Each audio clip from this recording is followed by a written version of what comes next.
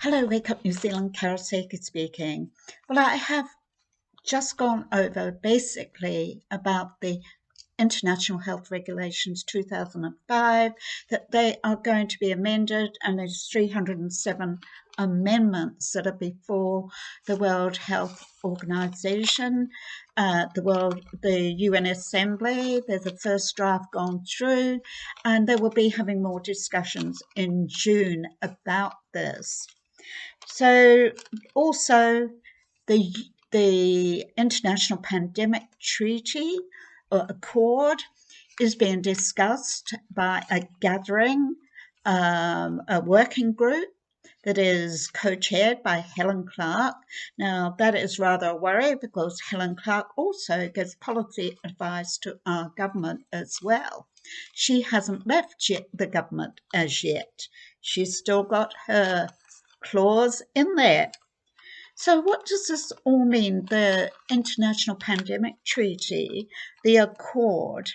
Well, what it means is there's going to be bigger restrictions and more surveillance, mandatory sharing of immunizations. Remember, this is all legally binding.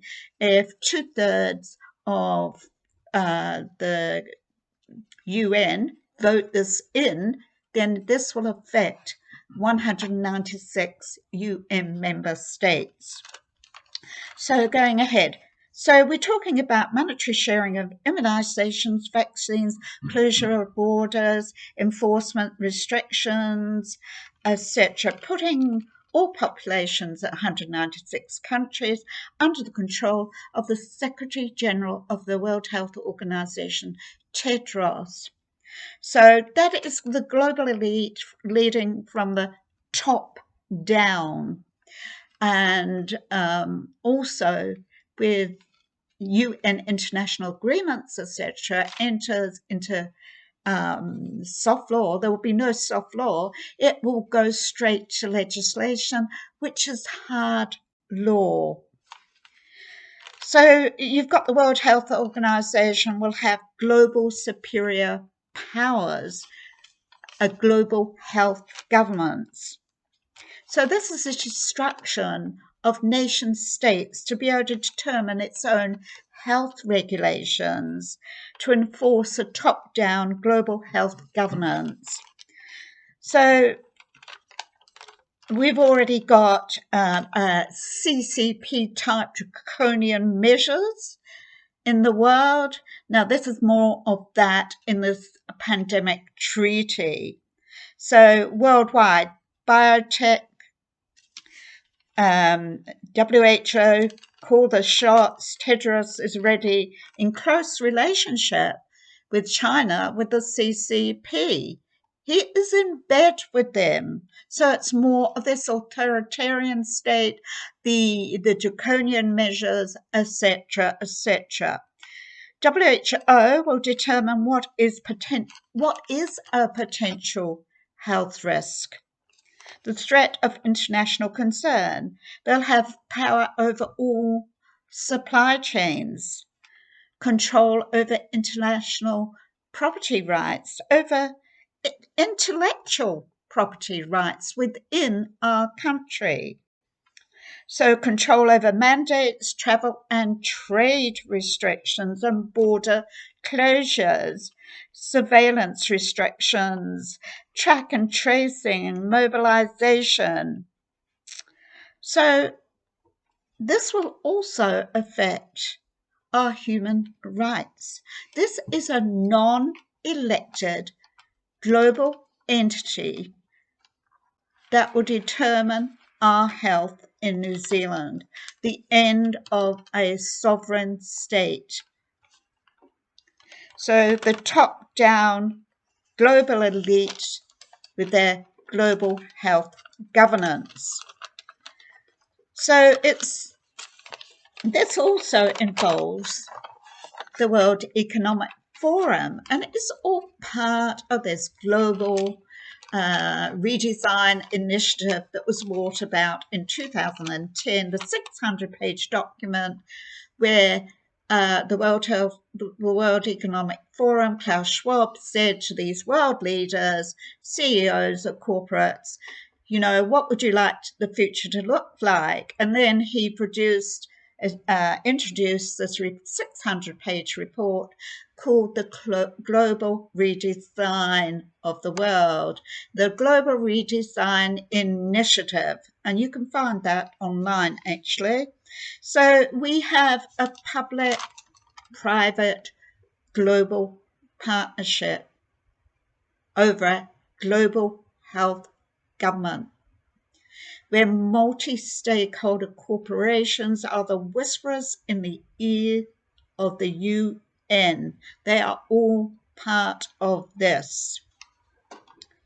IA 2030 was introduced by the World Health Organization. It's the decade of action, 2020 to 2030, to leave nobody behind, everyone, everywhere, at every age, worldwide.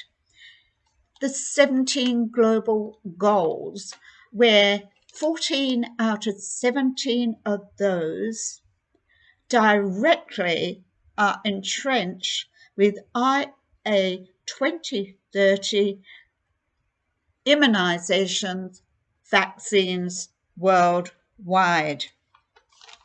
To promote, support significant mass vaccinations, immunizations globally. It's the global investment in data for jabs, monitoring, surveillance, and more research.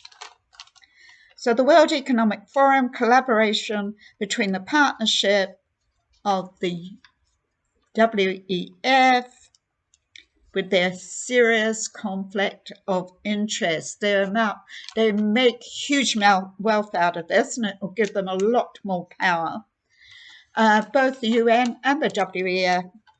So, as I say, the WEF represents multi-stakeholder corporations, a new economy they're trying to bring about worldwide, and they're really pushing this, and they're trying to shove this across the line to get rid of a free market economy, freedom to choose. That's your small businesses, it's your farmers, etc., etc. So, yes, as I say, there's significant wealth for them, the 1% of the wealthy of this world, the shareholders, big tech, big data, surveillance monitoring, research, big pharma, and suppliers of the immunizations and promoting new technologies around immunizations, all in the International Pandemic Treaty. So we have, in this pandemic treaty, the other real concern, which I am extremely concerned about, is the introduction of what they call a One Health approach, which is to be included in this legally binding international pandemic treaty. So what is a One Health approach? Now, this was brought about and introduced in early 2000s. So this includes the health of humans, animals, wild, domestic, of all ecosystems. That's your plants, your forests, the climate change, that bullshit they're talking about, the water, everything that is included in ecosystems, geographical areas where plants, animals, and other organisms, as well as weather and landscape, work together. And that is how it is described as One Health approach. Ecosystems contain biotic or living parts as well as abiotic factors, not living parts. So there you go. For instance, forests, grasslands, deserts, and it includes forestry, agriculture, and food security. what you grow, what you eat, what your diet is, all determined in this international pandemic treaty, the One Health approach.